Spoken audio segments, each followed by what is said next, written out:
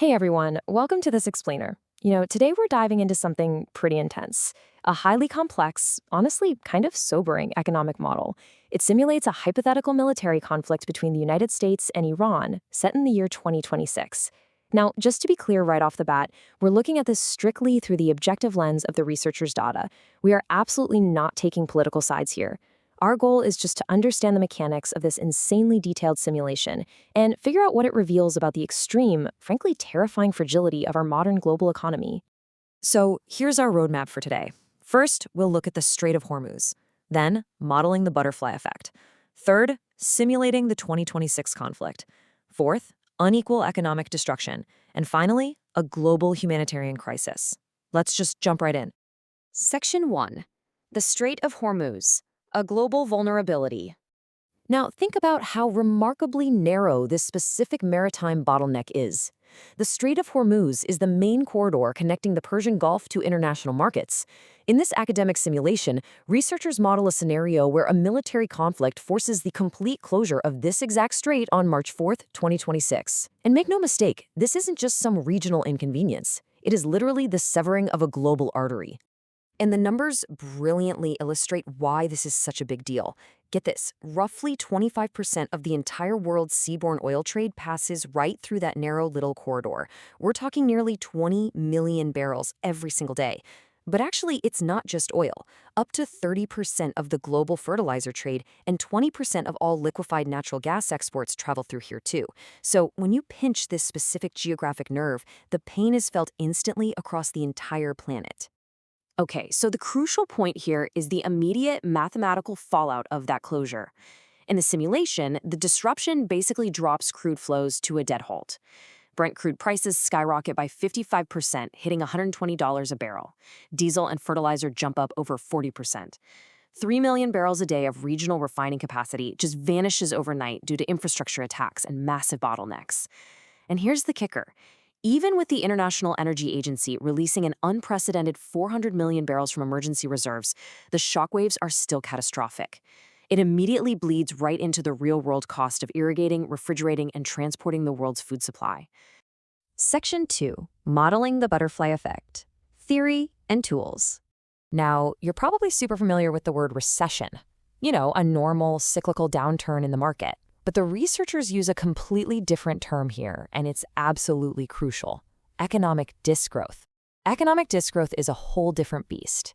It's a war-induced, systemic economic contraction. It's driven by chaotic disruptions in trade routes, smashed energy grids, and totally broken logistics.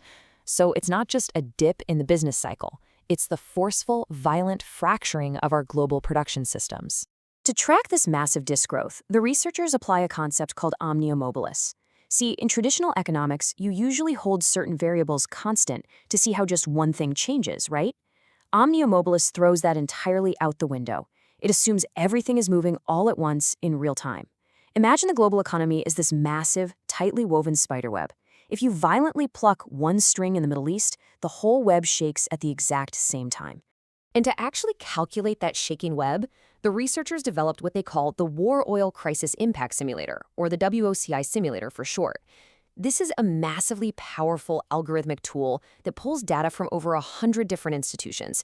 It literally runs hundreds of fuzzy simulations to estimate not just the macroeconomic damage of a war, but the cascading humanitarian emergencies across all our interconnected economies. Section 3. Simulating the 2026 conflict. Setting the board. So the model basically treats this conflict like a strategic interaction over a 12-month period. Think of it like a game of chess. The researchers label Player 1, the United States, as the intruder, which has its own complex web of regional and global alliances. Player 2, Iran, is labeled the defender, and they're also backed by their own strategic alliances. The simulator then watches how these two players interact across 3 distinct stages: a pre-war escalation phase, direct wartime operations, and then the messy post-war fallout. By crunching the numbers for the year 2026, the simulator projects a military tension index of 0.95. Now, for some context here, a 1.0 would mean total absolute escalation, the absolute max. So a 0.95, that means we are looking at near maximum levels of geopolitical confrontation and strategic instability. It represents an almost total breakdown of diplomacy, leading to massive, unprecedented disruptions across maritime corridors. Which naturally brings us to a really pivotal question. In a highly integrated world, where a conflict triggers this kind of systemic economic desgrowth, who actually takes the hardest hit? Is the damage spread out evenly? Section 4. Unequal economic destruction, the asymmetry of war. When you look at the calculated economic degrowth, the numbers show a stark, undeniable contrast. Player 1, the US, experiences a degrowth of negative 0.61, but Player 2, Iran, they plunge to a negative 0.87. It is a wildly uneven distribution of economic damage. While an armed confrontation definitely erodes the productive capacity of both nations, the actual severity depends entirely on a country's specific infrastructural exposure. Let's zoom in on the underlying metrics for a second. Take the oil trade leakage stat. The US registers at 0.41, while Iran hits an incredible 0.99. That is essentially near saturation. But why the huge difference? Well, according to the researchers' multidimensional weighting, the US relies on a broadly diversified energy supply. It possesses overwhelming naval control, and it really isn't dependent on any single export route. Iran, on the flip side, relies incredibly heavily on hydrocarbon revenues that are tied directly to the besieged Strait of Hormuz. Because of that, Iran's cumulative war losses, sitting at negative 0.88, are virtually double those of the US. To map out multiple economic dimensions all at the same time, the researchers use a war stress diamond graph. The U.S. registers as a tight inner shape, contrasted against the wide, deeply stretched outer points of Iran. This visually proves that modern warfare simply cannot be measured by a single metric. Things like military escalation, oil trade disruptions, and infrastructure destruction, they stretch and warp an economy on multiple fronts all at once. And that pulls a nation heavily reliant on a single geographic choke point right to the absolute brink of systemic collapse.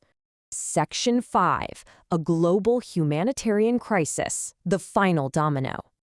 Now, the simulator also calculates something called the Goods and Services Shortage Pressure Index, or S-index. This basically measures the availability of essential things like food, medicine, and basic transportation. And the results? They're terrifying. After 12 months of this hypothetical war, the global S-index drops to just 60%. That implies extreme, completely unprecedented worldwide scarcity. For Iran itself, the availability drops to an agonizing 21%. That represents critical starvation levels and total humanitarian breakdown. Ultimately, the true victim of this localized military clash isn't just an economy, it's global human survival. Now, you might be wondering, hey, haven't we survived massive oil shocks before? Like, what about the 1979 Iranian Revolution? Well, the researchers actually compared the data. Back in 1979, the global S&X supply only fell to 87%. But in the 2026 simulation, it completely crashes to 60%. The military tension is almost triple what it was in the late 70s, and the desgrowth impact on the US is significantly steeper today than it ever was back then. So the million-dollar question is, why is the projected 2026 crisis so much worse? It all comes down to our modern interconnectedness. In 1979, economies were way more isolated. Today, we have unprecedented global integration and absolute energy interdependence.